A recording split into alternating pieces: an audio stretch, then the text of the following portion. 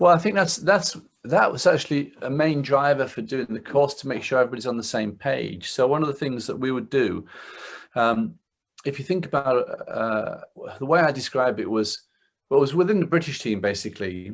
We used to have shot of the day in the team meetings in the evening. And now we do have shot of the day, which is a lot of fun, who's played the best shot. But also we have test of the day, who's come through something according to the players that is like a mini battle within the match.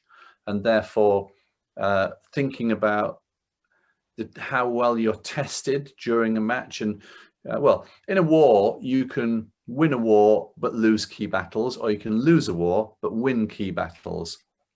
And so if you start to define what little parts of the match would you say is a battle that you won which you've never won before. So that might be you lost a set on the tie break and you started strongly in the second set. It might be you double faulted on match point and went on to win. And the same way that you might define tests at different levels at schools, or tests at different levels if you're gaming online, for example, then you can start, if you know your players well, to ask them about, okay, what battles, if you can't go to the match, if you're all on the same page with what momentum is, match flow, how scoring affects the match, you start to say, well, what battles do you think you won, even if you lost the match that went really well? What was your test of the day? Post-match conversations can be very frustrating.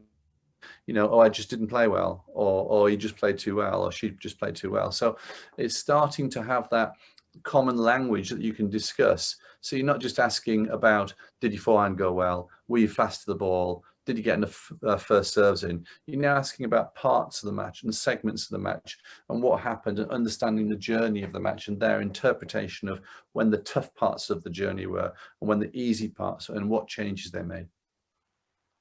Yeah, well, I think we've won the lockdown battle so far. The war's not won just yet, but yeah, definitely. Big thanks to everyone for coming on tonight, and again, big thanks for the speakers. Feedback's welcome. This is all a bit new, doing Zoom